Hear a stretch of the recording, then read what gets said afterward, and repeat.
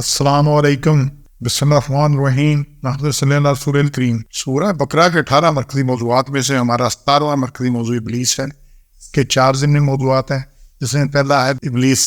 ابلیس بلس سے بنا ہے۔ ابلیس کا مادہ کیا ہے؟ بے لام سین بلس۔ بلس کہتے ہیں نا امیدی کو، جوان بالکل جس کو کوئی امید ہی نہ ہو۔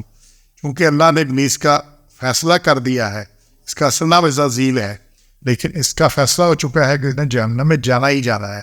اس کے لیے نہ کوئی توبہ کی گنجائش ہے، نہ معافی ہے، نہ کچھ اور ہے۔ تو اس لیے یہ اپنے مستقبل سے نا امید ہے۔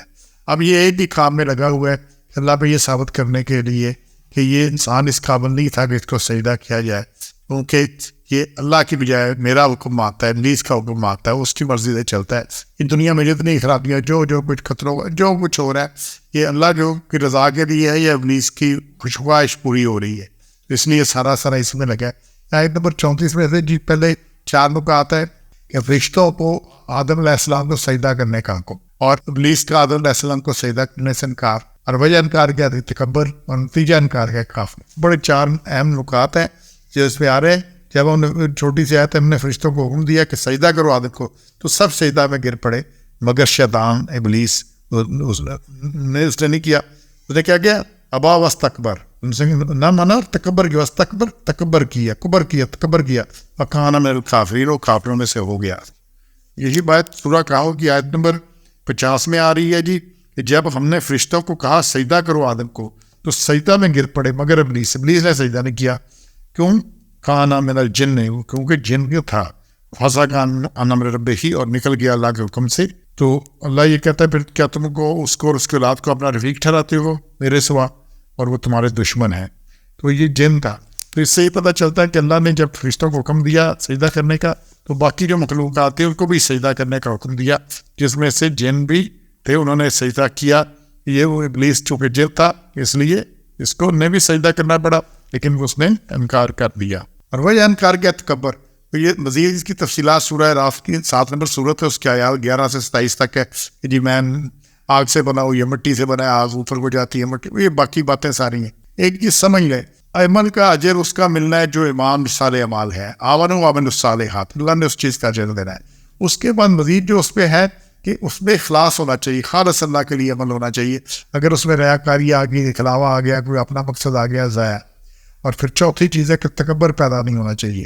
اگر اس عمل سے اپنے میں تکبر پیدا ہو گیا، جی میں بڑا سخی ہوں، بڑا حاتم طائی ہوں، میں بڑا کمانڈر ہوں جی، بڑا دلیر ہوں، میں بڑا عالم ہوں جی، میں یہ کرتا ہوں، میری میں یہ سب عمل ضائع ہے۔ تو تکبر جہاں آ گیا، تکبر کیا؟ اپنی بڑائی، میں اور کھانا میں کافرین۔ اور جب بھی اللہ کا حکم کوئی نہیں مانتا، وہ کافروں میں سے، وہ کھانا میں کافرین، اسے حکم نہیں ماننا اور کافروں میں ہو گیا۔ کافر کہتے ہیں انکار کرنے والے کو۔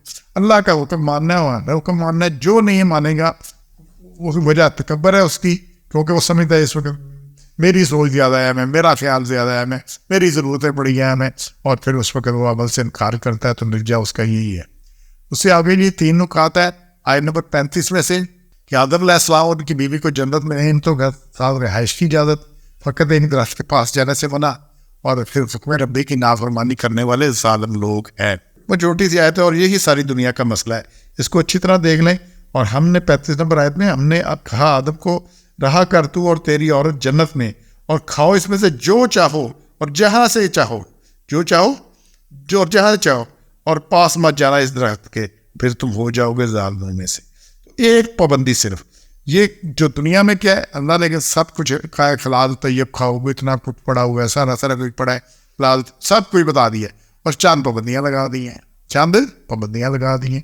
وہ پابندیاں میں نہیں کرنا، اور جو کریں گے وہ ظالم ہے، حکم ربی کے، اور پھر وہ اس کو بھگتیں گے۔ اتنی سی بات ہے۔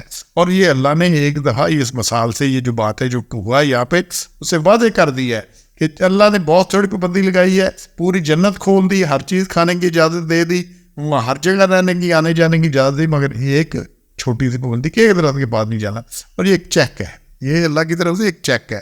درخت میں کیا تھا، کیا نہیں تھا، کیا ہونا تھا، کیا نہیں ہونا تھا، لیکن اللہ کی طرف سے چند ایک احکام ہے کہ جس میں کہا بھی یہ نہیں کرنا، یہ نہیں کرنا، یہ نہیں کرنا، یہ اللہ کی حدیں ہیں۔ اچھا، حد کے بغیر کوئی کام نہیں۔ آپ کرکٹ ہاکی کھیلتے ہیں، بغیر حد کے ہوتا ہے، پہلے آپ باؤنڈری لگاتے ہیں، اس کے رولس طے کرتے ہیں۔ اس طرح کوئی ہوتا ہے نوکری ہے، اس کا حد ہے جی، طرح آگے جی پے اسکیل ہے جی، کیا ہے، ہر چیز ٹائمنگ ہے، دفتر کی دکان حد ہے اس کی، ہر چیز ایک باؤنڈری میں، ایک چیز میں حد ہوتی ہے. تو اللہ نے کچھ عہدے مقرر کی ہیں، اس کو اجازت دی ہے کہ یہ کچھ کرنا، 4 پابندیاں لگائی ہیں. تو جو نہیں کرے گا پھر وہ کیا ہے، اس میں فتکون من الظالمین. تو جو اللہ کا حکم نہیں مانے گا وہ ظالم ہے. وہ کیا ہے، اور ظالم کیا ہے، وہ کسی پر ظلم نہیں کرتا، اپنی جان پر ظلم کرتا ہے، کیونکہ وہ اس نے خود بھگتنا ہے اور پھر اس کا نتیجہ بڑا سخت ہونا ہے. سبحان ربک رب العزت عما یصفون والسلام علی المرسلین والحمد للہ رب العالمین.